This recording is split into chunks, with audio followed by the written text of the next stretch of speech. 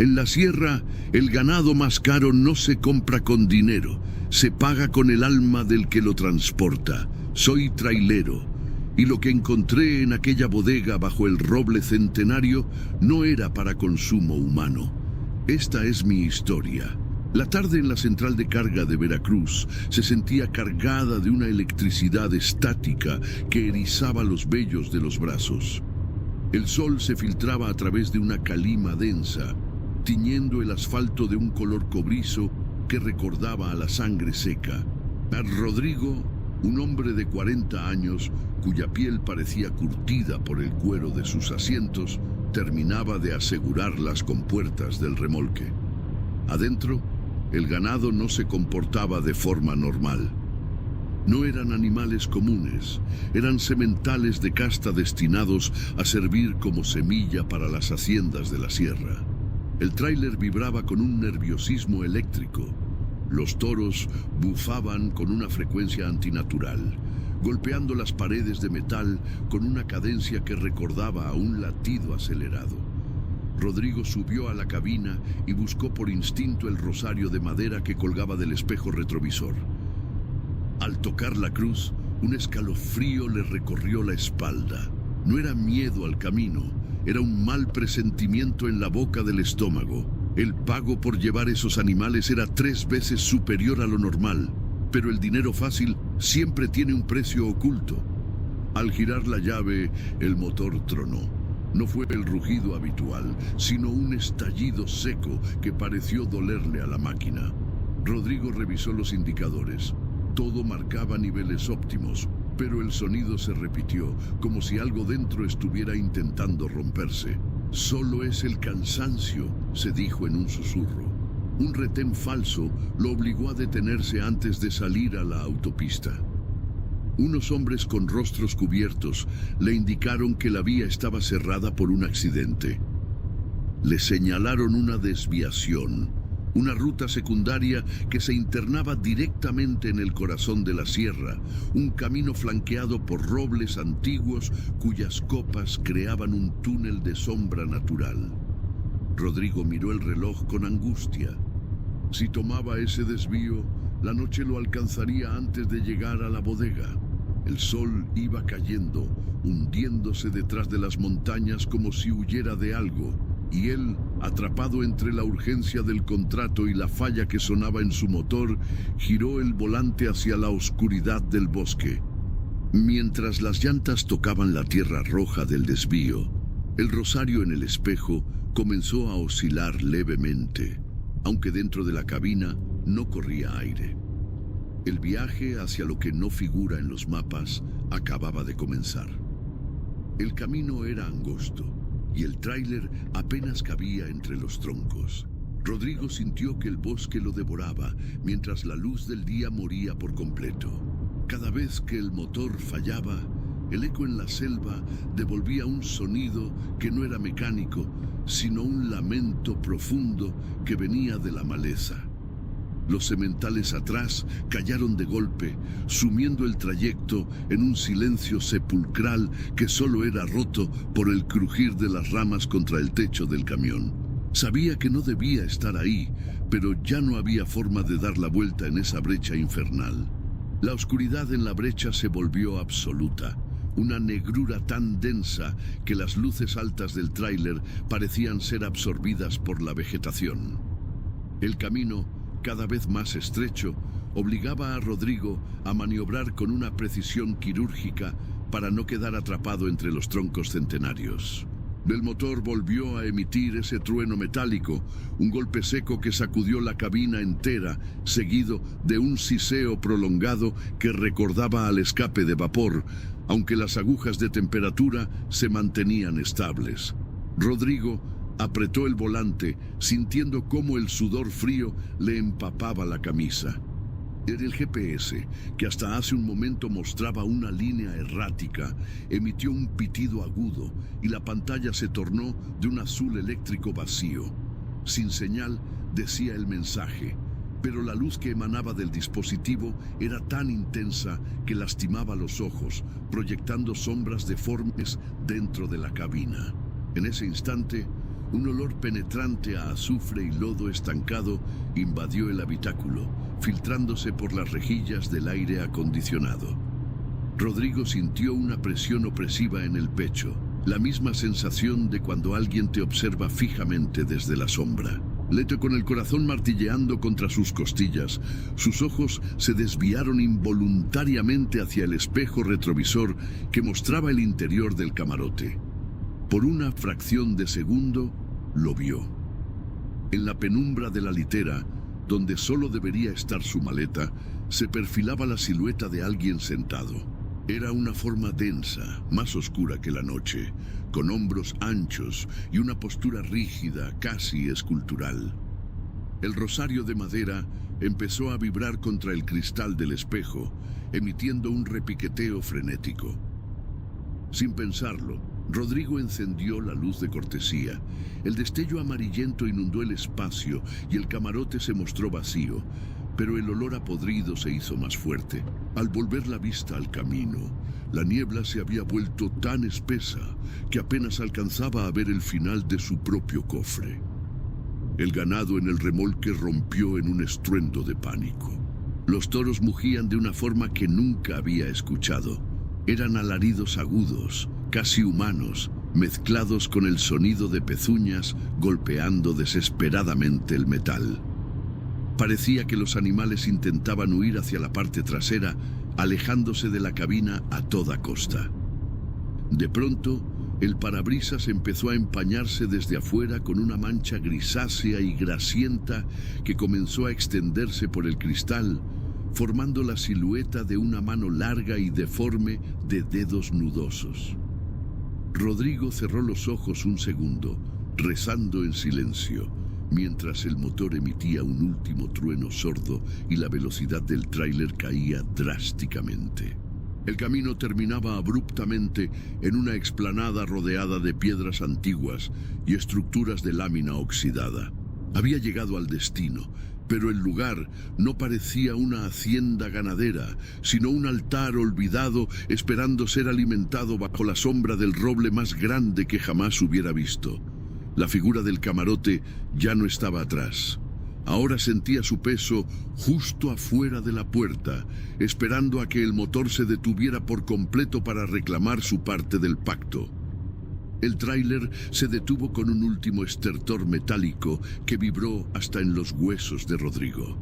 La explanada frente a la bodega estaba sumergida en una penumbra violácea, donde la única luz provenía de unas lámparas de vapor de sodio que zumbaban como insectos moribundos. La estructura, una construcción híbrida de piedra volcánica y láminas oxidadas, se alzaba bajo la sombra de un roble monumental cuyas raíces deformaban el suelo como venas brotando de la tierra roja. Rodrigo permaneció segundos dentro de la cabina con las manos soldadas al volante, esperando que la entidad del camarote se manifestara, pero solo escuchaba el goteo del anticongelante y el jadeo aterrorizado del ganado. Al bajar, el aire denso de la selva lo golpeó con un hedor a flores podridas y cuero viejo. De la oscuridad de la bodega emergieron tres figuras. Los dueños, dos hombres de edad avanzada, vestían camisas de seda negra y botas de piel exótica que brillaban bajo la luz mortecina. Sus rostros surcados por arrugas profundas no mostraban rastro de cansancio. Detrás de ellos, los empleados se movían en un silencio sepulcral, evitando cualquier contacto visual. Sin embargo, lo que paralizó al trailero fue una cuarta presencia situada a unos metros cerca del tronco del roble. Era una figura alta, vestida con un gabán deshilachado que no correspondía al calor sofocante. Permanecía inmóvil, con la cabeza inclinada, y aunque la luz no definía sus facciones, Rodrigo reconoció al instante la silueta de los hombros y la rigidez absoluta que había visto en su espejo retrovisor minutos antes. «Llegas tarde, chofer», dijo el más viejo de los hacendados. «Los animales ya sienten el reclamo de la tierra. El camino estaba cerrado y el motor ha estado fallando», respondió Rodrigo, tratando de ocultar el temblor de su voz mientras su mano buscaba el rosario bajo la camisa. «Firmen y descargo», No quiero quedarme aquí. El hacendado soltó una carcajada seca que sonó como ramas quebrándose. Al notar el movimiento de Rodrigo hacia su pecho, los ojos del viejo se tornaron de un color ámbar amarillento que reflejaba la luz de forma antinatural. Los empleados retrocedieron un paso al unísono, dejando un círculo de vacío alrededor de la figura distante. Aquella persona comenzó a deslizarse hacia el perímetro de la luz. Con cada movimiento, el ganado en el remolque arreciaba en su frenesí, golpeando las paredes con tal violencia que el tráiler se mecía de lado a lado. Rodrigo se dio cuenta de que la figura no caminaba, sino que flotaba sobre el polvo, y que el polizón no lo había seguido por azar, sino que lo estaba pastoreando hacia su destino. El semental líder dio un bramido agónico justo cuando la sombra de la entidad tocó la defensa del camión. Comprendió que el ganado no era para criar, sino un pago vivo para algo que habitaba en las raíces del árbol. La descarga tenía que empezar ahora, o él pasaría a ser parte de la ofrenda. Rodrigo caminó hacia la parte trasera del remolque, sintiendo que cada paso lo hundía más en un fango invisible. El aire alrededor de la bodega se había vuelto tan pesado que costaba trabajo inhalar, y el silencio de los empleados era más aterrador que cualquier grito. Al llegar a la pesada puerta de acero, el calor que emanaba del metal era antinatural, como si los sementales adentro estuvieran ardiendo vivos. La figura distante, la entidad que antes acechaba en el roble, se encontraba ahora a escasos metros, parada justo en el límite de la sombra proyectada por el tráiler. Rodrigo no se atrevía a mirarla directamente, pero por el rabillo del ojo veía que sus extremidades eran demasiado largas, con articulaciones que crujían como madera vieja cada vez que hacía un movimiento mínimo. Mudansink, con un esfuerzo sobrehumano y apretando el rosario con la mano izquierda hasta que las cuentas de madera se le enterraron en la palma, Rodrigo accionó la palanca de seguridad. Las puertas se abrieron de golpe, pero lo que salió de adentro no fue el ganado. Un vapor gélido, grisáceo y con olor a vísceras frescas inundó la rampa. Los toros, animales de casi 1 tonelada que solían ser indomables, estaban apiñados al fondo del remolque, formando una masa de carne temblorosa.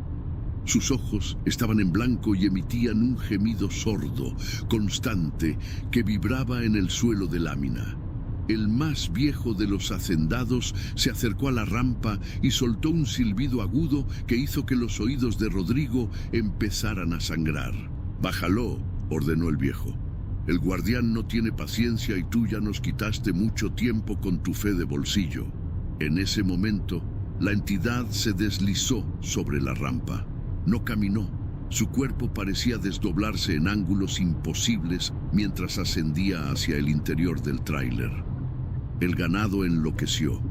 El sonido del metal siendo golpeado por los cuernos y las pezuñas era ensordecedor. Rodrigo vio con horror cómo uno de los sementales más grandes caía de rodillas, no por un golpe, sino porque la sombra de la entidad lo estaba envolviendo, drenándole el brillo del pelaje hasta dejarlo de un gris cenizo. El conductor comprendió que la semilla no era para criar, sino para ser consumida en un intercambio que mantenía el poder de aquellos hombres sobre la sierra. Aprovechando el caos, Rodrigo retrocedió hacia la cabina, pero al llegar a la puerta, sintió un peso muerto en el estribo. Al voltear, vio que la figura ya no estaba en la rampa. Estaba pegada al costado del camión, con sus dedos largos y oscuros aferrados al espejo. Su rostro era una superficie lisa y húmeda, sin ojos ni boca, que emanaba un odio antiguo.